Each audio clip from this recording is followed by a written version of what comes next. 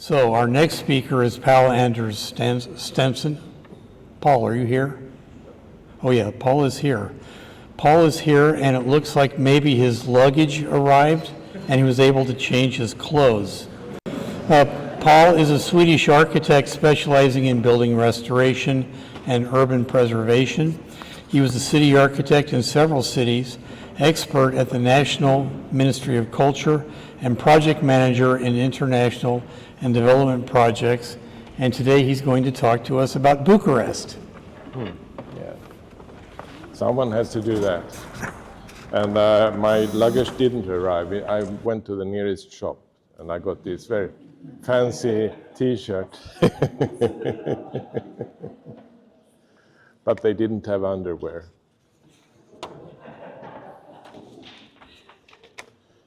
Yeah, okay. On request from the World Monument Fund, I carried out in 2015 a desk review on the destruction of Bucharest Historic Center. And that's the next picture, yeah. Where do I point it?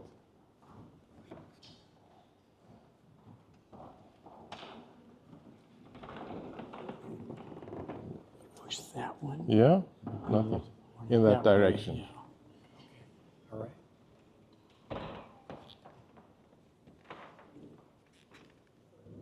Yeah. So, World Monument Fund is an independent organization safeguarding places of cultural heritage value, and the World Monument Watch is a program to highlight the risk of cultural heritage destruction. Normally, the nominations are done by NGOs or private persons. Sorry, I will. I was a tour guide, so I know where to hold it. It should be here. That's what they, in the bus at least. Yeah.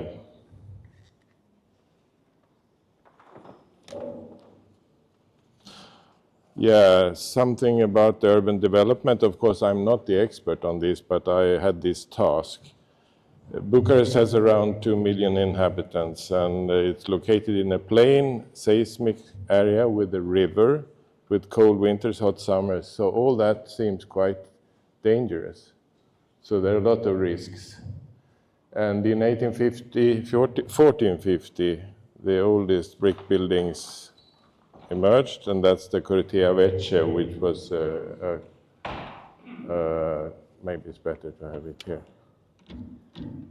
which was Vlad III's castle, also called Dracula. The pre-industrial streetscape in Bucharest had normally 1 or 2 story houses with gardens, and the monumental scale that we can see came in the 20th century. The historic center is around 15% in the middle somewhere. Yeah, around there.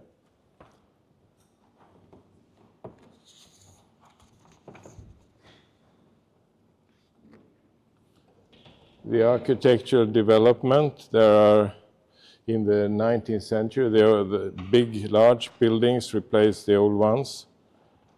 The Neo-Romanian came as a national historicist style. In the 1920s to 30s, there was modernism and Art Deco, often mixed.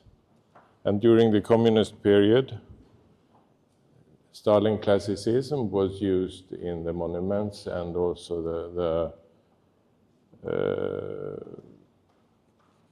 brutalist blocks for workers in the suburban areas. Here are some kind of Neo-Romanian, which was a mixture of styles with historic Romanian buildings as a pattern. And here, a very nice modernist building.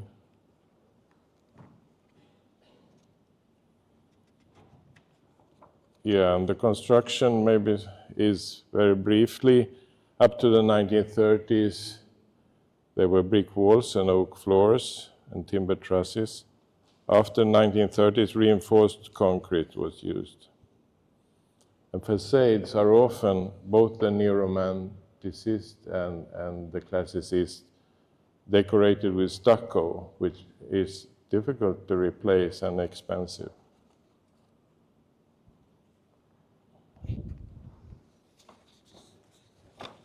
When this alert came, the arguments were as follows. The deterioration of cultural heritage was not yet recognized as a problem. That was 2015. And the alert will recognize the built heritage as an economic and social resource for sustainable urban development.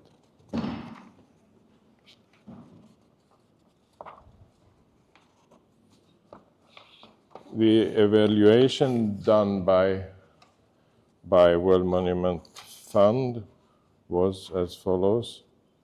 Architecture and urban space of Bucharest represent a unique European heritage at the crossroads of Western and Eastern civilizations. For example, the neo-Romanian style inspired by vernacular buildings is unique and extremely valuable. And here are some objects that were the subject of different opinions about whether it was valuable or not. As far as I see, it's some kind of industrial buildings, and they are often at risk. I've done myself a lot of restorations of industrial buildings.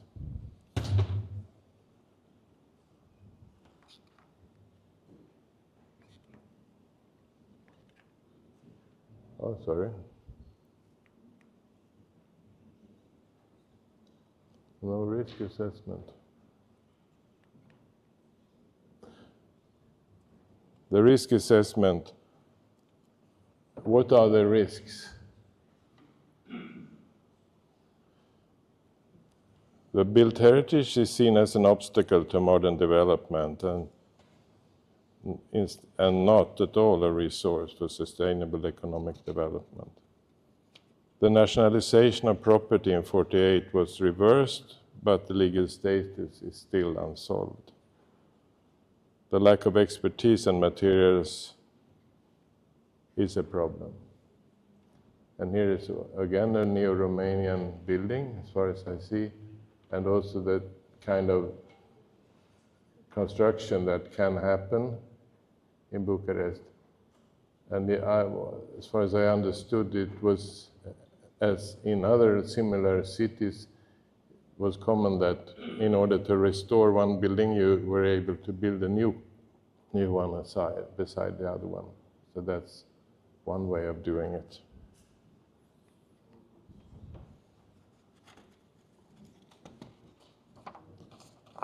In 2016, the Historic Center of Bucharest was included on the watch list. And some comments on them. The watch will show the local stakeholders that degradation of cultural heritage is of great concern at the international level. And the inclusion is an opportunity to create effective public policies for the preservation of architectural heritage. And of course, what has happened?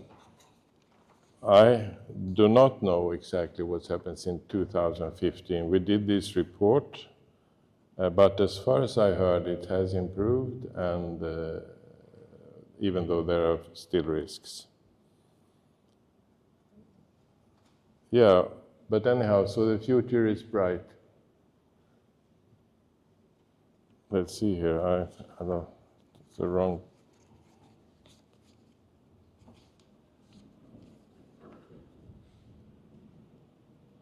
Yes.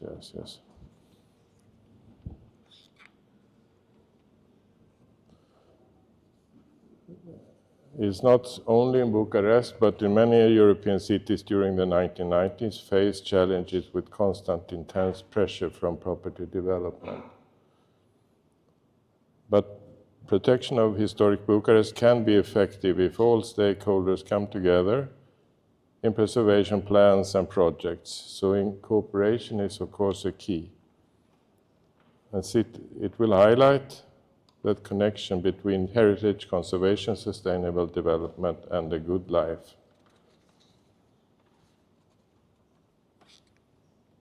That's it. Thank you.